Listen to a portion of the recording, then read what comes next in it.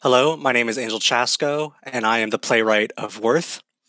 Aaron Jeong will play the character of Will. Patrick Henderson will play the character of Will's dad.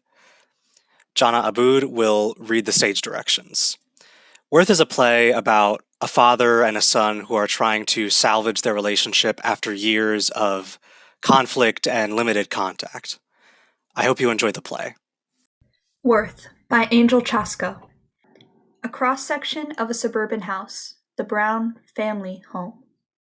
We can see the front door and a small porch with a rocking chair and wind chimes hanging to the side of it. The wind chimes are tangled. The sound of cicadas and frogs rises and falls.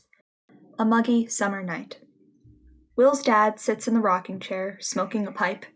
He puffs aggressively until he's forced to cough, then forces himself to slow down. He rocks and looks out over the porch railing.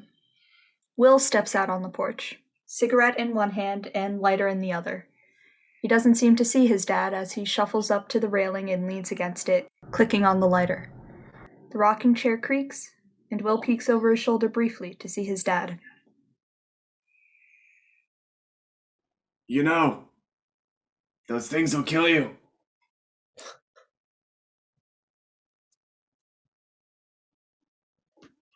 Not if the stress kills me first. The wind chimes jangle discordantly. Will looks at them. Hey, seriously, you know about how your granddad died? He used to come out to the porch every night. Told me and my brothers he was going outside to look at the stars. Pissed off your grandma. She thought that one day he was gonna get cancer, but he never did. Good genes, I guess. He always used to tell me not to smoke. And I would say, I know, Dad. But then one day I joined him on the porch with my pipe, and he didn't even say a word. He died when you were real little. You probably don't even remember what he was Died on like. the porch with his pipe in his hand. Heart attack or something, right? Yeah, I remember. Hasn't stopped you from keeping up your stargazing habit, has it? Do as I say, not as I do.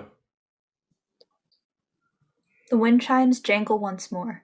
Will goes over and takes them down, then moves back to the railing. He begins to methodically untangle them.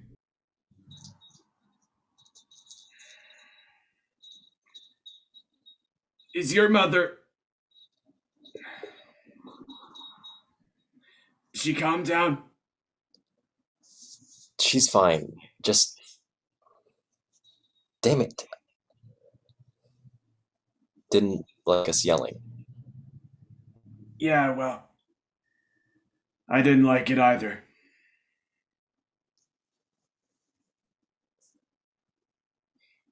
Do you talk about me when I'm not here? You and Mom? Do we? What do you mean? Of course we do. You're our kid, for Christ's sake. What kind of parent No, wouldn't talk? I mean you talk about me. And not just reminisce on childhood stories or whatever. Do you talk about, I don't know, how I turned out, my life choices, that sort of thing? I. Yeah. Yeah. When it comes up. But not often? Sometimes your mother sees stuff on the news about the LTGB stuff, and it upsets her. But it doesn't upset you. I don't. Look, Will, just say whatever it is. I'm not good with this passive aggressive bullshit you do. Will sets the wind chimes aside, still tangled. Passive aggressive? Would you prefer regular aggression? That seems to be more your speed, right? Well, what do you even know about real You aggression? tried to fucking disown me when I came out. You called me all sorts of fun and interesting names. You acted like I didn't exist. You actively sabotaged your own child's happiness. But I'm passive aggressive. I'm the one at fault. I ruined your perfect little family. As if it was ever perfect. I'm trying. Just because just because we disagree on basic things. Disagree? On what?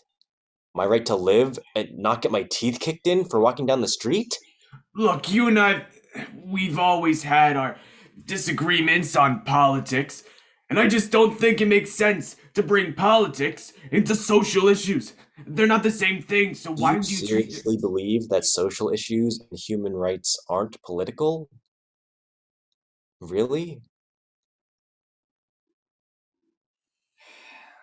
Look, Will, I'm not as knowledgeable on these kinds of things. I work hard. I try to be a good person. But I'm not an academic or some science freak who just So you sits around freely and. admit that you don't know what the hell you're talking about? Look, Will, I'm trying. Well, I guess you're not trying hard enough. Will picks the wind chimes up and begins the detangling process once more.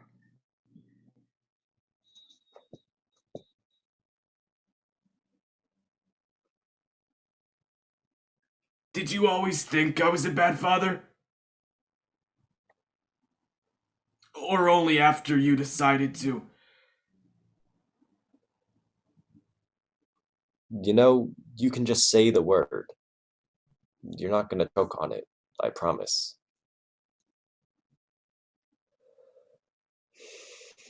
Transgender, transitioned. I'll even accept transsexual if you say it nice enough. Okay. Just. After you became transgendered, it was like an entirely different person. No, it's fine. Keep going. After I became transgendered, it was like what? I just.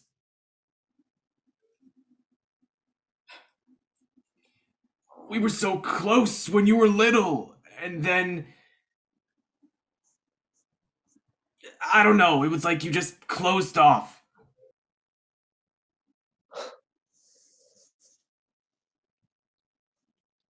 When I was little, you'd come back too late at night during the week for me to see you. But then you'd be home on the weekend, and you'd sit on the couch and watch golf, and I'd sit next to you and we'd watch golf together. For hours. Daddy-daughter time. I fucking hate golf. But that was all we had, all you had to offer, and when I was a teenager, I started to notice. If you gave a shit about me, it wasn't enough to do something that actually interested me. You never had time for soccer games or helping me with my homework, or mom would cover for you and tell me that you loved me and that you were busy providing for us. But then when I came out, I guess that's when I stopped believing her. I will say, you never said it to my face, but I heard it sometimes, late at night, when you were talking to mom about me. Disappointed, wondering where you went wrong, how you didn't notice that I was being indoctrinated by the gay agenda, why couldn't I just be a tomboy, and now, you might have stopped calling me faggot or tranny, but I know how you feel about me, about people like me. I just wanted you to love me. I thought that would make it okay, that you could accept me as long as you loved me, and then you didn't accept me. How do you think that felt? So no, I didn't always feel this way. Will, Of course, I love you. I never want you to think otherwise. You have to know that I love you, no matter what. We may have our disagreements on politics, but you're still my only Not child, and about I the would. politics, Dad. Well, Janet, It's please, about- just let me finish!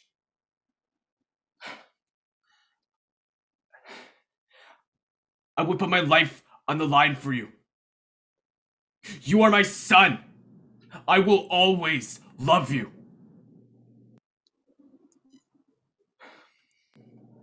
Will stops detangling the wind chimes and takes a sharp breath as though to speak, then stops again. Will's dad puffs on his pipe and watches him. Will goes back to meticulously detangling the wind chimes. That's not enough for me. What else can I do to make you happy? I just wanted you to be my dad. I came back because I'm fucking engaged, and my partner and I have been talking about family and parents. And I want my kids to know my family, in theory. I always wanted that, but I can't. You know, I didn't want to come back at first. I thought it was a waste of time. But my fiance, she thought it might be worth it. Just to see. Will's dad walks up next to him and they lean on the railing together. Will's dad looks uncomfortable, shifting and refusing to look at Will. Will pauses in detangling the wind chimes.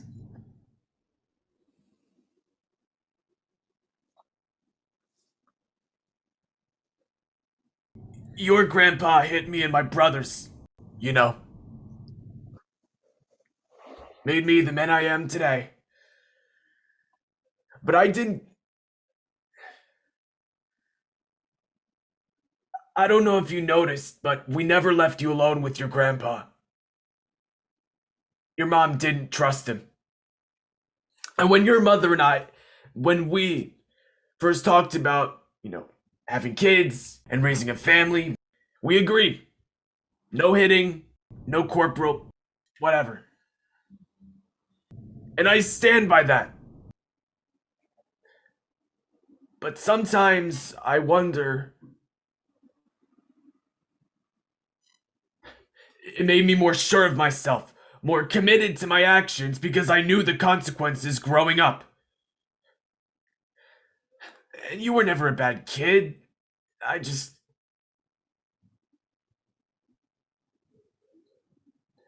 Maybe if we had been more stern, more forceful when we needed to You teach really you a think lesson. I would have stayed your perfect little girl if you beat me, Dad? Don't you think you would have been happier if you weren't? It's not a. It's a cruel world for people like you, Will. Because of people like you. Will stands upright and goes to hang the now detangled wind chimes back up. They tinkle faintly in the wind.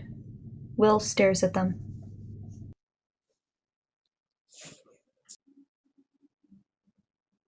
You know, I used to think about hanging myself on this porch. Right next to the wind chimes and your rocking chair. I thought maybe it would be easier than I used to come out here in the middle of the night when I couldn't sleep and just think about it. Couldn't do it though. It would devastate Mom. But I'd be just fine. You're a tough guy. I'm sure you could handle it.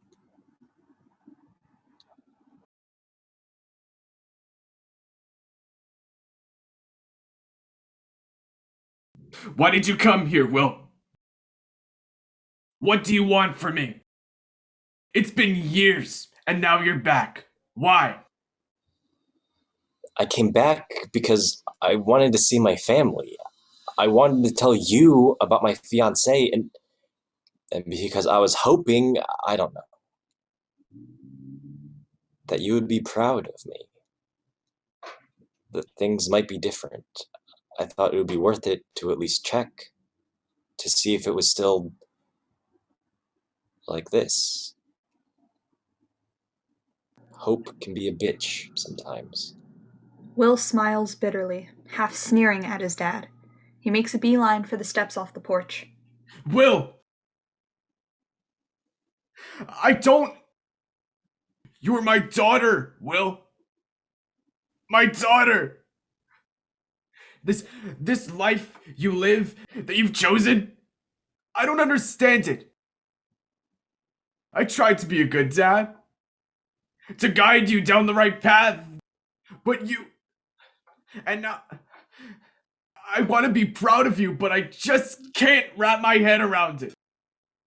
How am I? I thought I was gonna walk you down the aisle. I thought that you'd have kids and they'd come here and... How am I supposed to deal with that? With what you took from me? What you took from your mother? Don't you ever think about what things could have been like? How can I get past that? You're supposed to get over yourself. You're supposed to get back to being my dad. You're supposed to stop mourning the daughter you never had, because she's not dead, Dad, and I didn't kill her. She never existed. And you should stop thinking about what could have been and start caring about what's happening right in front of you.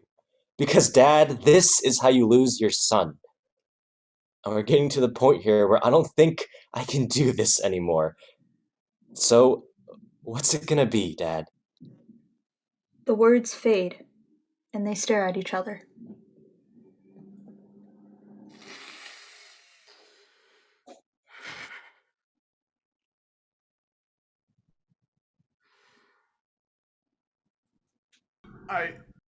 I just... Forget it. Will steps off the porch and walks off stage. The wind chimes tinkle faintly. Will's dad stares after his son, shell-shocked, then at the rocking chair and wind chimes. He sits in the chair and smokes his pipe, drawing the smoke in deep and slow. He exhales and sinks into the rocking chair, putting his head in his hands.